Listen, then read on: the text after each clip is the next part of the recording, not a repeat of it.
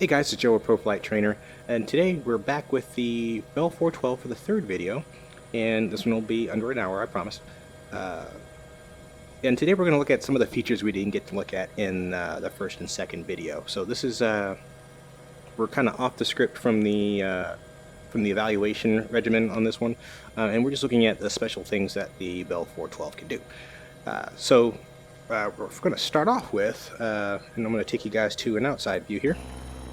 You notice I'm not doing this one in VR because it's a little easier for me to show you how these things work outside of VR. Because some of these panels, when I say panels, some of these menus don't actually show up in VR, in the VR goggles, but they only show up on the desktop. So that's where we're out here.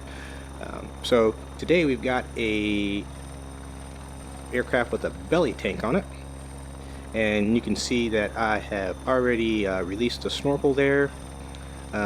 But this is a pretty well modeled fire attack belly tank here. It only comes on certain liveries by default, but you can go through and find one of the configuration files and add them to whatever library you want, or if you've created your own repaint, you can do that as well. So we're going to go back to the cockpit, and I'm going to show you guys how this works. And the manual is really good at describing all of this. If you're going to use the firefighting, the belly tank, I encourage you to look at the manual. So we got a couple of gauges here that I want to show you. First is the water level gauge, and here you can see that we're empty, and we've got the system powered on and the hose already released. Alright, so what we're going to do is we're going to go fill up this tank, and the heliport I chose on purpose because it's really close to a suitable water source. And so we're going to pick the aircraft up, and you can see that snorkel there just dangling, animated very well. Now you guys are going to have to forgive my my flying in this video because I have not flown outside of VR probably about since I got VR, so that's probably what, 2 years. I was what you would call an early adopter. Alright, so what I'm going to do is I'm going to hop over to this pond over here. It's actually a reservoir, I think. And we're just going to dip that snorkel in there and start loading up some water.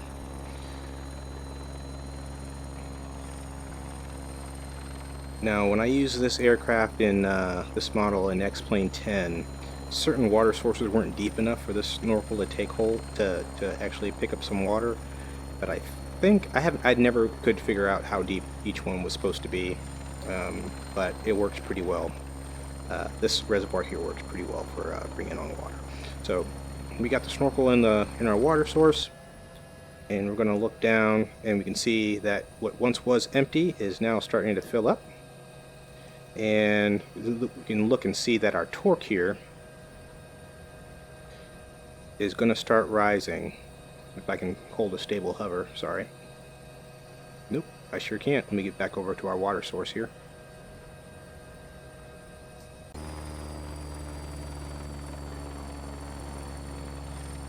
Sorry about that drift.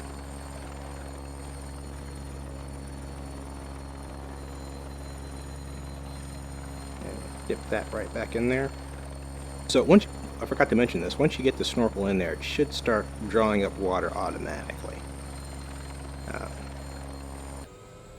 So we'll come in here, take a peek. Okay, we can see that we are still taking on water, and our torque is increasing.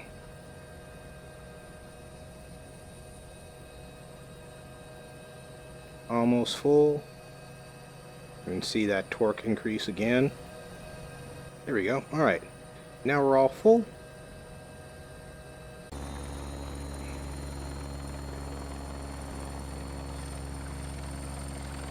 And we're going to go drop this water.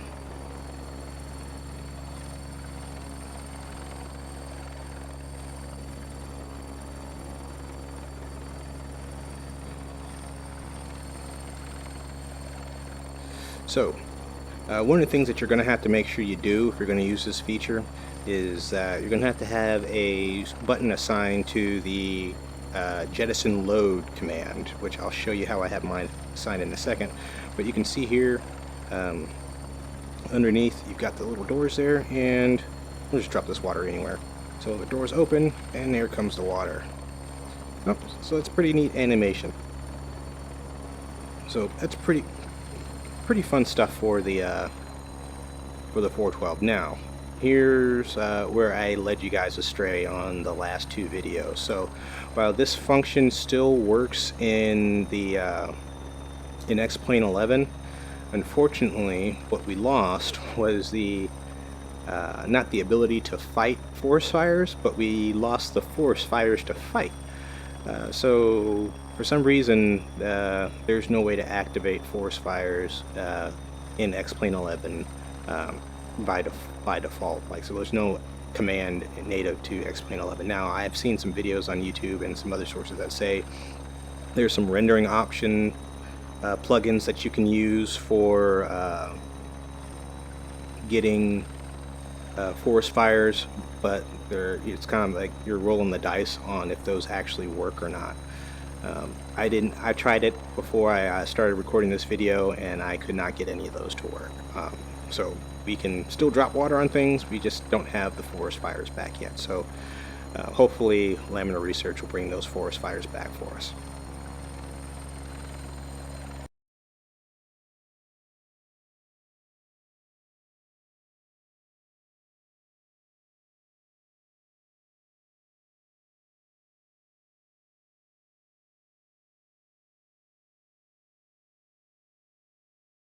Okay, next thing we're going to look at is some of the other features that the 412 has. And you'll have to forgive my hover is not going to be too solid because I'm trying to hover with my left hand now and use my mouse with my right. Okay, so we're going to go to the configurations panel real quick, and we're going to reset the scoop, get that out of the way, and then we are going to go back and we're going to look at the SAR control panel. So this is a feature that is pretty unique to the 412. I haven't found this on any other model for any flight simulator. So what we're going to do is we're going to open the doors, and this is only useful on a model that has a winch. And you can see this one has a winch installed on it. And there's a couple of different styles of winch, like rescue hoist, or if you want to call it that. Hoist is probably a better word than a winch. Winch sounds like a pilot's girlfriend. So here, what we can do, you can do simulated SAR missions, or simulated hoist operations. So what we're going to do is we're going to throw an operator on there. So we got a guy on the hoist waiting to go pick up somebody up. And from here, we can go ahead and send him down to pick up our simulated victim as I drift about here. And we can stop. And you can take him all the way to the ground if you want to. And we can bring him all the way back up.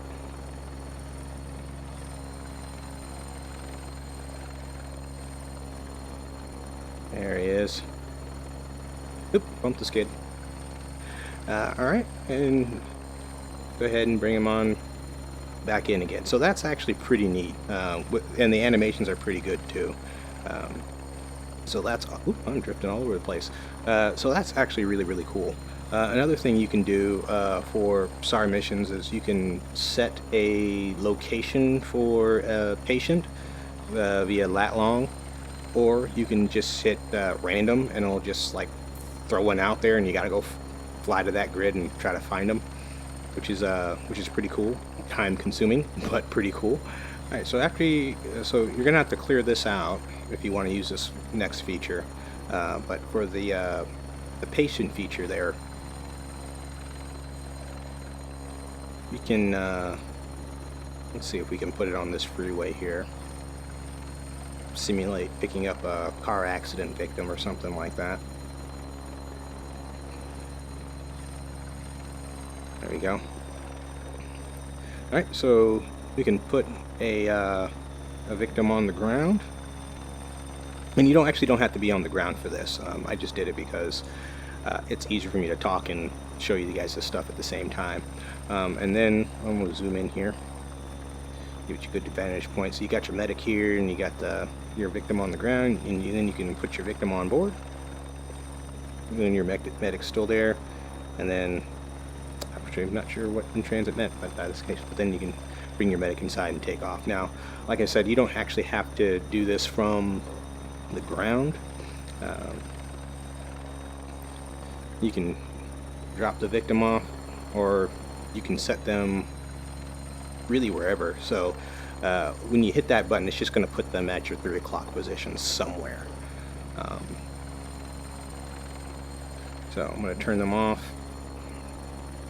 and then from the sky here, so say we're arriving at our accident scene here, and hopefully you guys will be hovering a lot better than I am.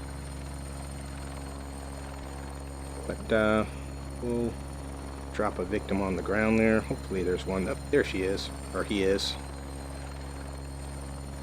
Alright, so you don't have to be on the ground for that to work. And another thing you can do, you can, and in this point you could, you can put your guy on the winch down there, or in the hoist, simulate picking them up.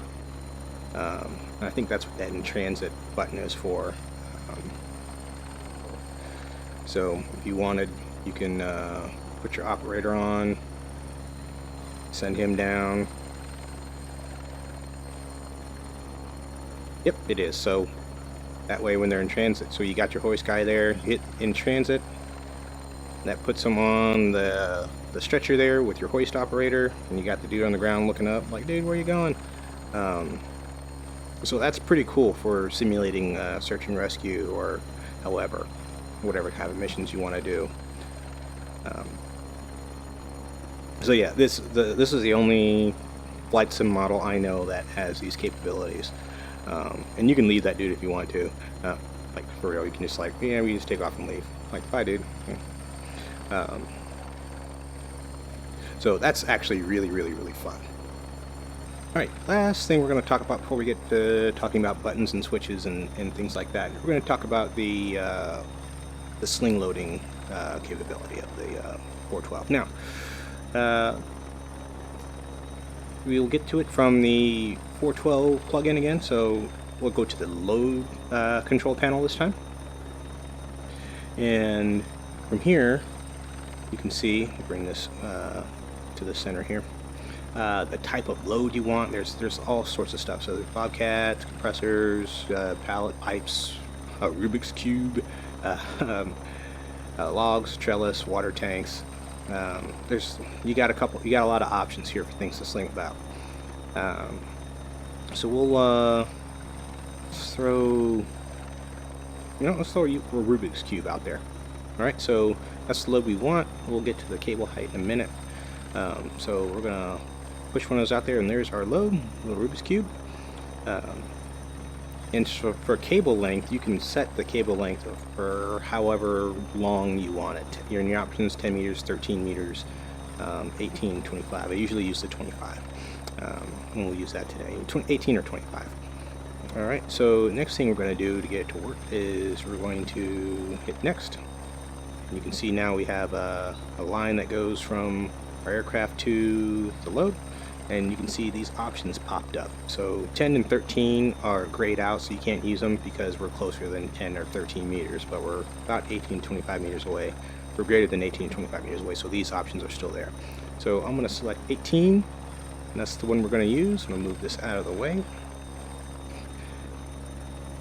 And I'm going to move this, and again, forgive my flying. I very rarely fly from the outside view or zoom out, so we can keep the entire aircraft in the frame here and the load.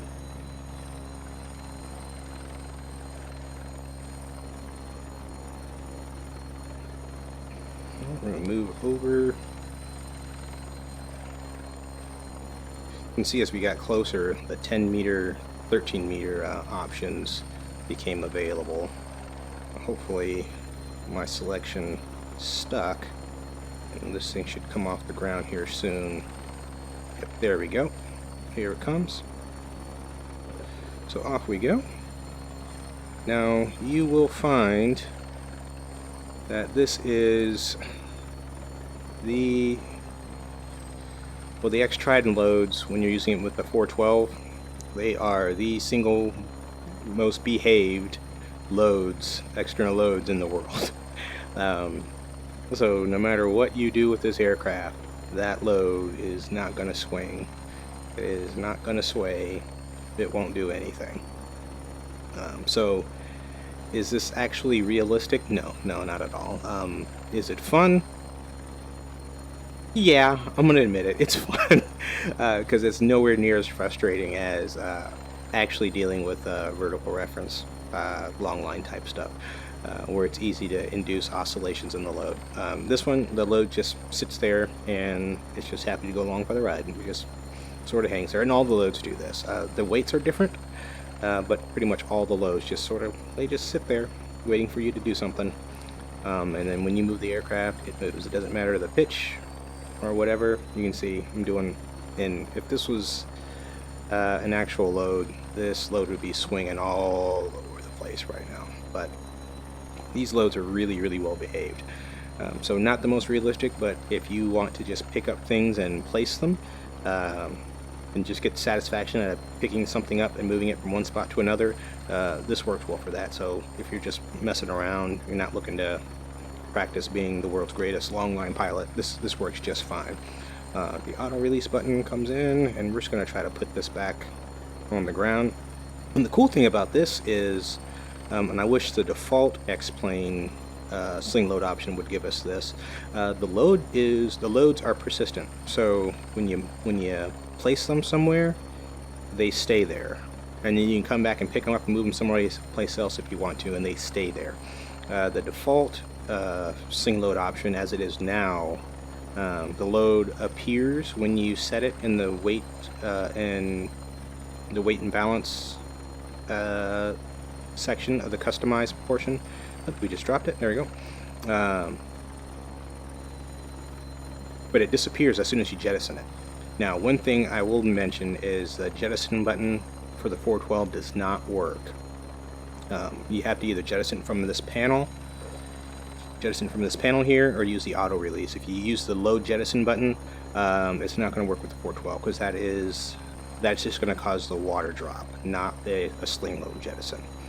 Okay, so the basic function of the sling loading works okay.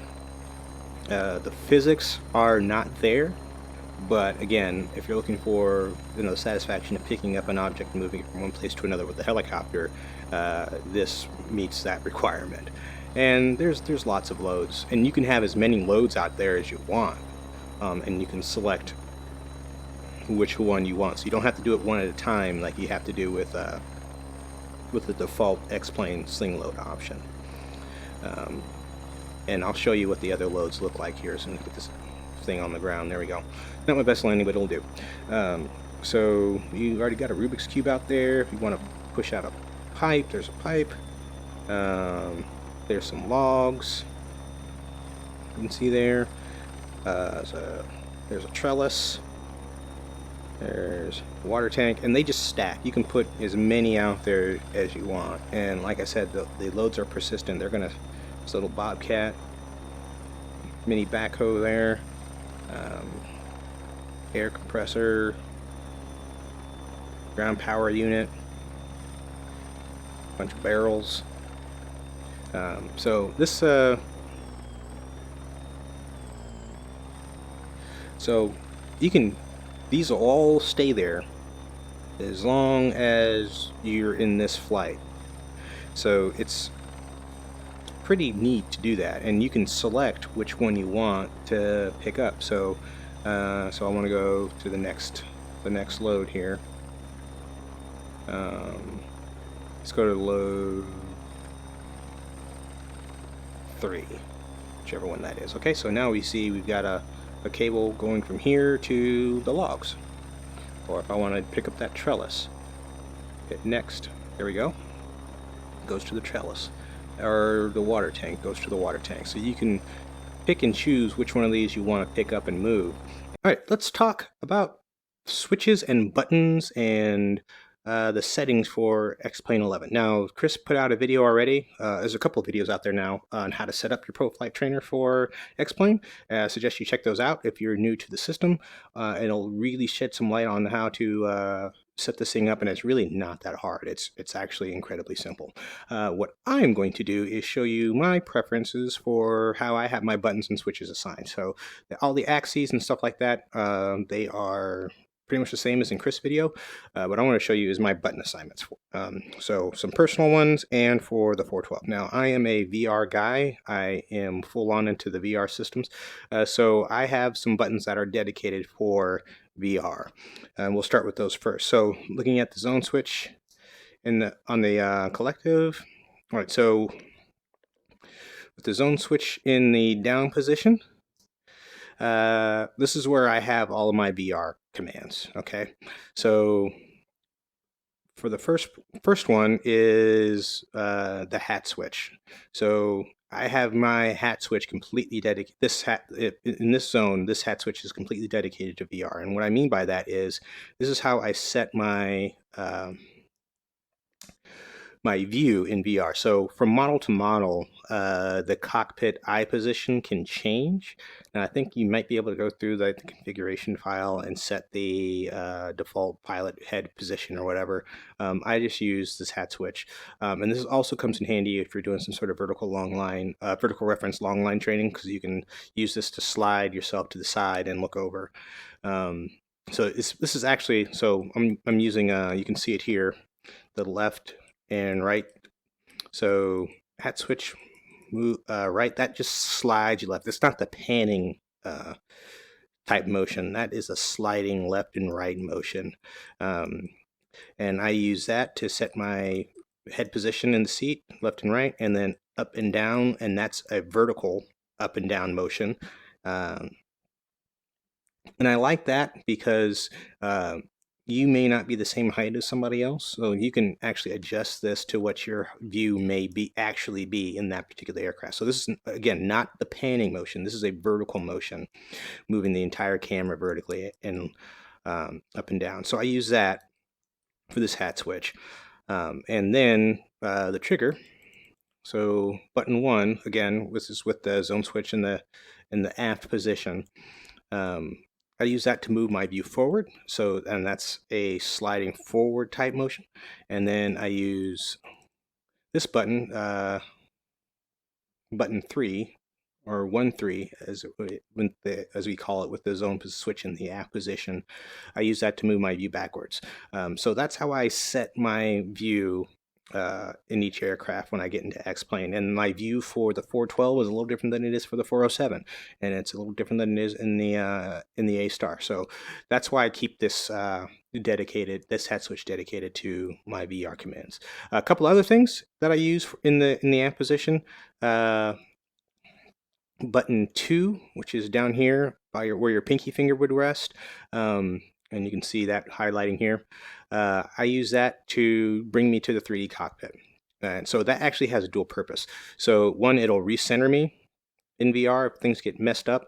It won't take me back to the position that I just adjusted with the hat switch here, but it will snap me back into VR. Now there's a little glitch in the controllers, the hand controllers for Oculus Rift, where if you look at it wrong, it'll teleport you outside of the aircraft, which is very disadvantageous if you're at a hover. So I use this button 2 to snap me back in the cockpit right away. Also on the collective, button 5 or 1-5, excuse me. That's my temporary zoom. So if I need to peek in at something real quick in the cockpit, especially one of those smaller gauges in VR that are hard to read, I use that, and that's my temporary zoom. There's also one on the hand controllers, but since I'm usually flying hands-on, I use this, and that's my temporary zoom. So that works for me. All right, so that's what I use for my VR settings, and the aft position is all VR settings for me, and that keeps it from getting cluttered up with other commands. So let's move the zone switch to the center position. And here in this position, here we go. So the zone switch is in the center position now. So my trigger button, I use that to pause the simulation. Now that seems kind of silly, but it's actually pretty useful. Instead of having to reach for a hand controller or try to find my keyboard with VR goggles on, just hitting the trigger brings the situation to a pause. I can pull the headset off, or adjust whatever I need to, and then come back and start it up again. Okay, button 2.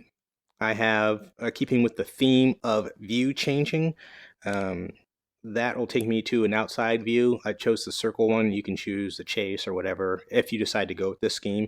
Like I said, this is just my personal preferences. This isn't mandatory. You can set these up however you want. So I use this to take me outside. I very rarely fly with an outside view, but sometimes I just like to admire the model, so I'll go outside on an outside view. Button 3, I don't really have anything assigned to. Button 4, I have forced take a screenshot, which, again, excuse me, that might sound kind of silly, but sometimes you're in a moment like, hey, I need to capture this and I want to share it with some friends. Use button 4 to snap a quick screenshot. I don't really have anything for button 5, 6, or 8 and 7 for the 412 specifically. I have those saved for other models. Now you can use the user profile if you're not a VR guy. You can use the user profile and set different profiles for each model if you wanted to, which is super useful. But I'm not sure that works well with VR because the hand controllers sort of screw that up. That's how it is as of now. So just keep that in mind. That's why I don't have, so if you're wondering, hey Joe, why aren't you using the profiles? That's why I don't use the profiles. So moving on to the forward position on the zone switch, I got some more stuff. So on the collective, you'll see I've got some lighting commands. So here you can see the landing lights, and I have the spotlight. Now the landing light, that's for all the aircraft. The spotlight is for the 412 specifically, and I'm going to tell you why in just a second. So within the up switch, looking at the hat switch, and actually missed one, I'll have to go back to it, but for the hat switch, I have that command set to move my searchlight up and down and left and right, and that's pretty nifty. So I can turn it on with the collective, and I think that actual switch is on the collective and the aircraft as well. So turning on the spotlight, and then I can move the spotlight around with the hat switch and slow it around. So that's actually pretty useful, especially when you're landing at night. The forward position, so button 2-7, that is for just the regular landing light, and that works for all aircraft, and that doesn't have any slewing commands. Now bringing the zone switch back to the center position, this is where I have my regular panning motion for the hat switch. So just going over the hat switch commands again. So in the aft position, this is for my VR settings. And if you're not a VR guy, you can use this for something else. You can use it for moving the FLIR around on the 412, or you can use this as a searchlight, or you can use it for the trim button. There's all sorts of commands you can assign to this. I just chose, for the 412 specifically, I chose the searchlight because that's what I use the most. Now I'm going to show you some of the other commands that you can assign to that switch from the 412 that might be useful. So yeah, here we go. The FLIR, pan left, hand right. You can use that for the hat switch. That's super easy. And again, that's if that model that you have, that model of the 412 has the FLIR installed. Same with the searchlight.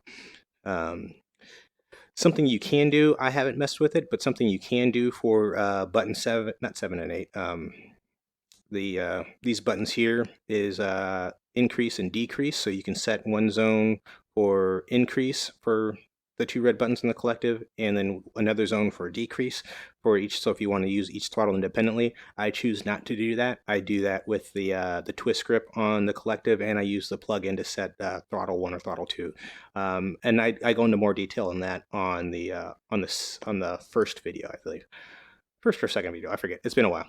Actually, I think it's the second video. It's the second video.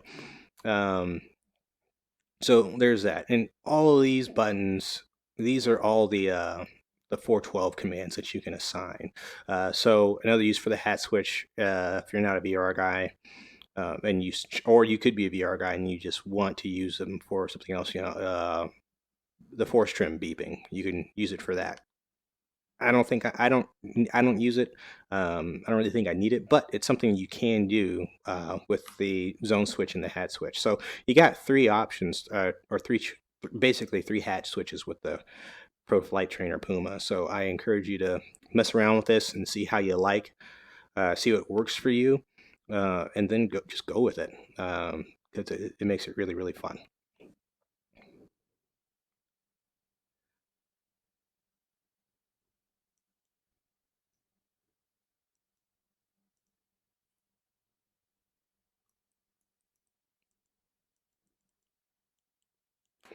Okay, one last thing. I told you I'd tell you about it later.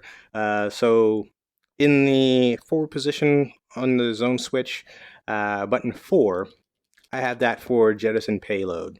And that is really useful with and without the 412. So with the 412, if you have a belly tank installed, that's what's going to drop the water. And I put that on button 4, and that's with the zone switch up. So that kind of keeps it separate from. So zone switch up is kind of like mission equipment, if you want to put it that way. So if to I guess so it makes sense to you guys how I have organized my buttons. So all the way aft is just VR stuff.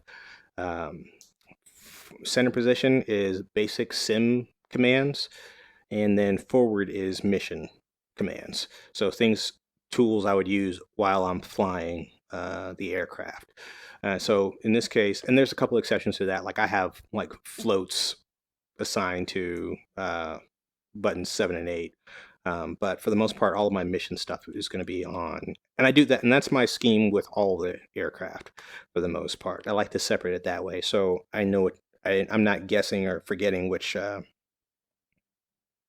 button does what. So if it's a mission equipment type thing, I'm going to put the zone switch forward, and I know that most of my mission equipment is going to be activated or deactivated with the zone switch in the forward position. So like searchlights and jettisoning payloads and things like that.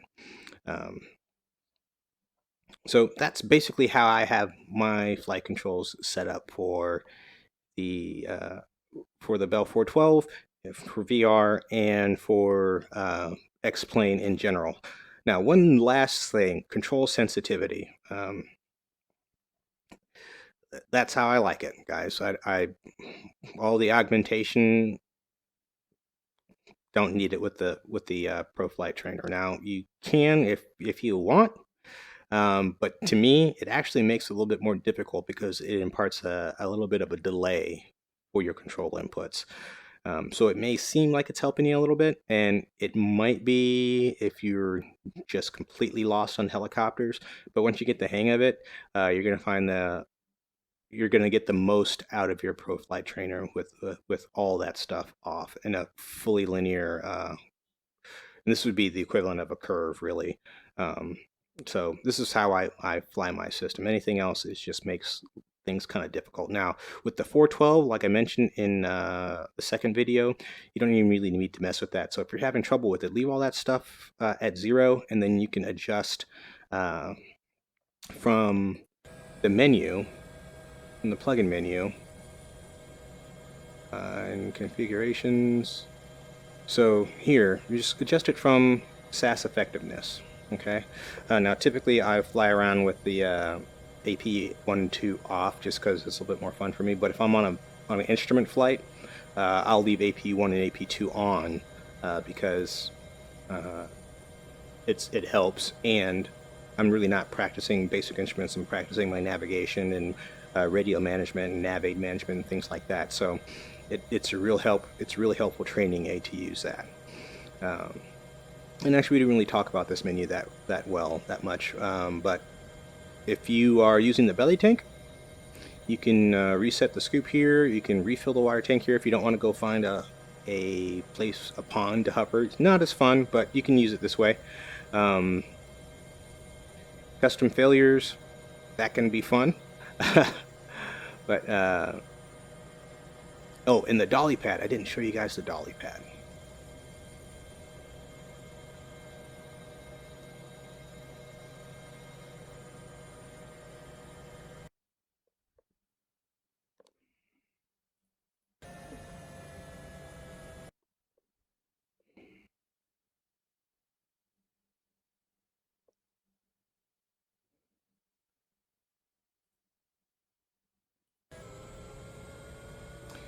Okay, so looking at we're going to go to configurations. So you got a couple options with the dolly pad, which is actually pretty cool. Well, you've got two, really. So it comes with its own dolly that you can land on, and you can just throw one out there if you want, and that'll stay there. So you can throw it out there, and you can go take off and fly cross country and come back to the same spot. That dolly's still going to be there.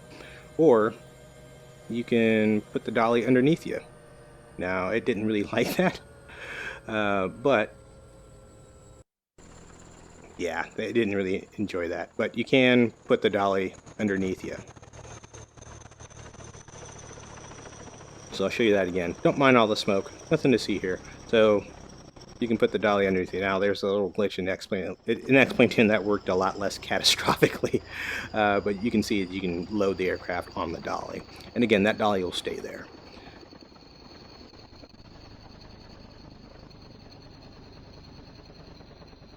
Alright, so that pretty much wraps it up for the controls and the special features for the Bell 412. Don't mind the smoking aircraft there in the background.